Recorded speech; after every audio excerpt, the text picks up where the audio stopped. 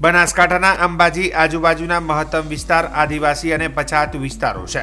આ વિસ્તારની મહિલાઓમાં ખાસ કરીને પ્રસૂતિ પામનાર મહિલાઓમાં લોહીની માત્રા ઘણી ઓછી હોવાથી મૃત્યુદર વધવાની શક્યતા રહેલી હોય છે। અંબાજીની સરકારી સબ ડિસ્ટ્રિક્ટ હોસ્પિટલમાં પાલનપુરથી લોહી લાવીને ચડાવવું પડતું હોય છે। તેવામાં જીવન મરણ વચ્ચે ઝોલા ખાતી મહિલાઓના આ સમસ્યાનો અંત આવી શકે અને માતૃ મૃત્યુદર ઘટાડવા માટે સબ ડિસ્ટ્રિક્ટ હોસ્પિટલમાં બ્લડ સ્ટોરેજની શરૂઆત કરવામાં આવી છે। આ બ્લડ સ્ટોરેજમાં લોહી માટે બનાસકાંઠાની પેથાણી બ્લડ બેંક સાથે ટાઈપ કરી અંબાજી આસપાસના લોકોને તાકીદે લોહી મળી રહે તે માટે અંબાજી ખાતે આજે બ્લડ ડોનેશનનું કેમ્પનું આયોજન કરવામાં આવ્યું હતું।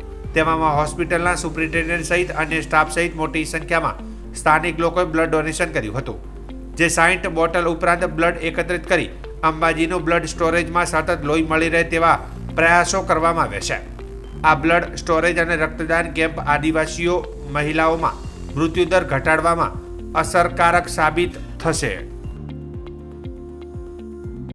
જનરલ હોસ્પિટલ અંબાજી ખાતે આજે જે બ્લડ સ્ટોરેજ યુનિટ ચાલુ કરવામાં આવેલ છે તેના અનુસંધાનમાં આજે બ્લડ ડોનેશન કેમ્પ રાખવામાં આવ્યો હતો।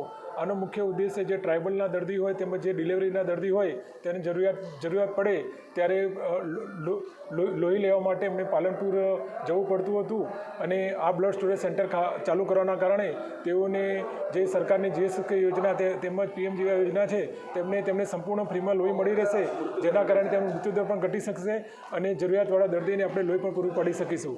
અને આજે જે બ્લડ ડોનેશન કેમ્પ રાખવામાં આવ્યો છે ત્યાં 50 થી 60 જેટલા બ્લડ ડોનેશન થશે અને જેના કારણે જરૂરિયાતવાળા દર્દીને આપણે આ હોસ્પિટલ ખાતે જ બ્લડ એનું આપી શકીશું।